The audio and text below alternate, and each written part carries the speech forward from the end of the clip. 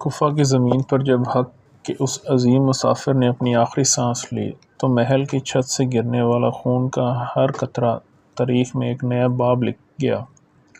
مگر داستان یہاں ختم نہیں ہوئی۔ یہاں سے تو اس عظیم آزمائش کا آغاز ہوتا ہے جس کی مثال قیامت تک نہیں ملتی۔ ادھر کوفہ میں ظلم اپنی حدیں پار کر رہا تھا، ادھر صحرائے عرب کی تپتی ہوئی مٹی پر ایک پاکیزہ قافلہ اپنی منزل کی طرف بڑھ رہا تھا۔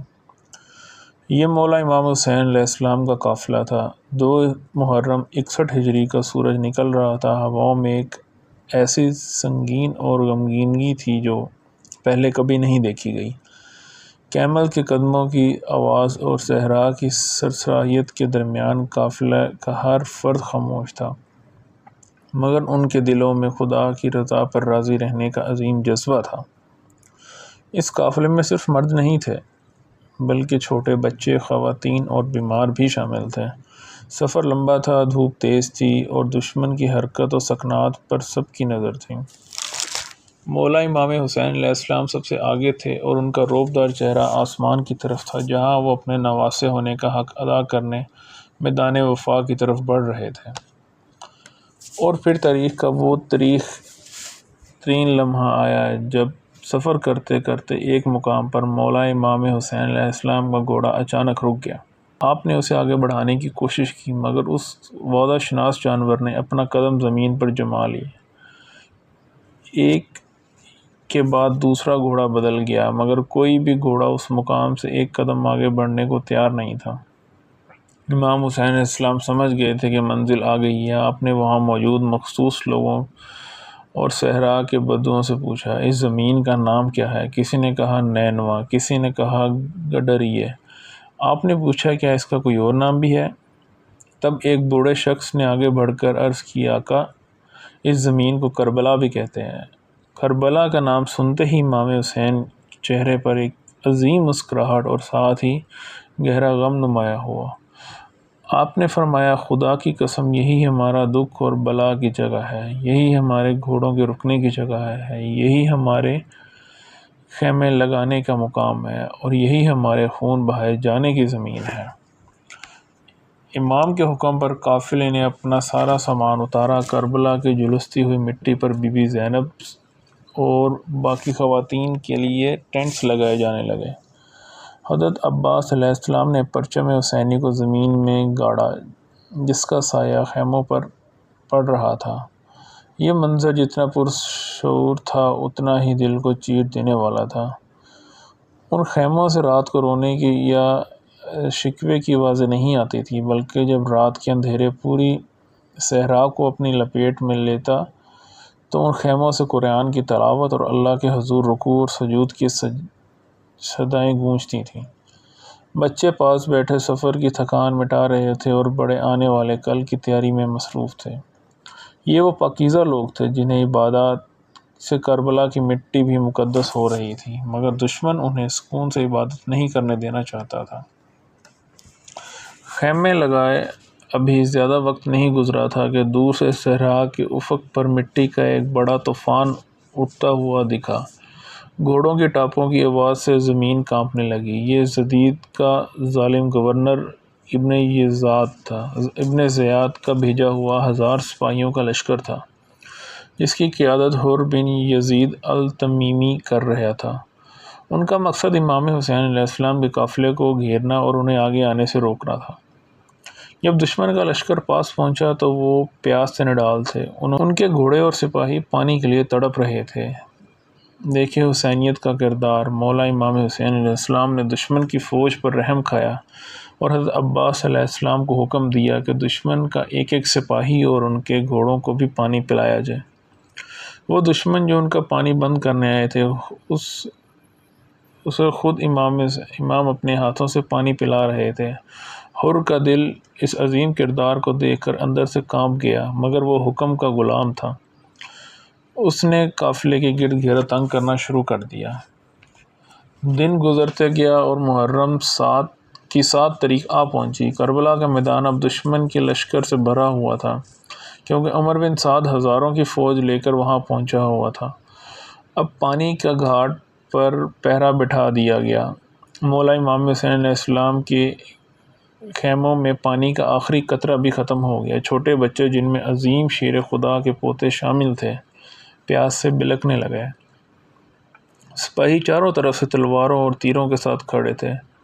گھیڑا اس قدر سخت تھا کہ پرندہ بھی پر نہیں مار سکتا تھا، مگر اس پیاس اور بھوک کے ماحول میں بھی پرچم حسینی پورے جلال کے ساتھ ہوا میں لہرا رہا تھا۔ یہ ظاہر کر رہا تھا کہ باطل جتنا بھی بڑا لشکر لے آئے، حق کا سپاہی کبھی جھکنے والا نہیں ہے۔ کربلا کا میدان اب ایک عظیم معرکے کے لیے بالکل تیار ہو چکا تھا۔ یہاں ختم ہوتا ہے ہماری داستان کا یہ حصہ۔ 7 محرم کی تاریخ گزر چکی تھی اور اب کربلا میں پیاس اپنا رخ بدل رہی تھی۔ یہ داستان کا وہ حصہ ہے جسے سنتے ہوئے پتھر دل بھی رو پڑتے ہیں۔ مولا امام حسین علیہ السلام کے پاکیزہ خیموں میں پانی کا قطرہ اور مشکیزیں بالکل خشک ہو چکے تھے۔ گرمی اس قدر زیادہ تھی کہ ریت سے آگ نکل رہی تھی اور ان چھوٹے چھوٹے بچوں کے ہونٹ خشک ہو کر پھٹنے لگے، جن کی ایک مسکراہٹ پر مولا اپنے 2 جہان قربان کر دیتے۔ خیموں سے اب رونے کی آوازیں نہیں آ رہی تھی، بلکہ بچے کی سوکھی ہوئی زبانیں اپنے خشک ہونٹوں پر پھیر رہی تھیں۔ چھوٹی بی بی سکینہ اپنے ہاتھوں میں خالی مشکیزہ لیے کبھی اپنی ماں کے پاس جاتی تو کبھی اپنے چچا عباس کے پاس جاتی اور کہتی، العطش العطش، چچا جان پیاس کی شدت سے جگر جل رہا ہے۔ جب بچوں کی یہ فریاد حضرت عباس علیہ السلام کے کانوں تک پہنچی تو ان کا صبر کا پیمانہ لبریز ہو گیا۔ وہ عباس، جنہیں دنیا علمدار کربلا کہتی ہے، جن کے بازوں میں شیر خدا حضرت علی کی طاقت تھی، وہ اپنے بچوں کی حالت دیکھ کر تڑپ اٹھے۔ انہوں نے مولا امام حسین علیہ السلام کے حضور جا کر عرض کیا، آقا اب صبر نہیں ہوتا، مجھے اجازت دیجیے میں جاؤں اور ان بچوں کے لیے دریا سے پانی لے کر آؤں۔ مولا امام حسین علیہ السلام نے اپنے بھائی عباس کی طرف دیکھا۔ ان کا جسم فولاد کی طرح مضبوط تھا، آنکھوں میں جلال تھا، مگر دل اپنے بچوں کے غم میں زخمی تھا۔ امام جانتے تھے کہ عباس ان کے لشکر کا علمدار ہے، اگر عباس چلا گیا تو ان کی پوری فوج کا پرچم گر جائے گا۔ امام نے فرمایا، عباس تم میرے لشکر کے سردار ہو، تم چلے گئے تو میرے خیموں کا سایہ چلا جائے گا۔ مگر جب بی بی سکینہ کا خالی مشکیزہ سامنے آیا تو امام کی آنکھوں میں بھی آنسو آ گئے۔ آپ نے فرمایا، عباس اگر جانا ہے تو تلوار چلانے کے لیے نہیں، صرف ان بچوں کے لیے پانی کے لیے جاؤ۔ میدان میں جا کر پہلے دشمن کو سمجھاؤ، شاید انہیں پانی بند کرنے پر رحم آ جائے۔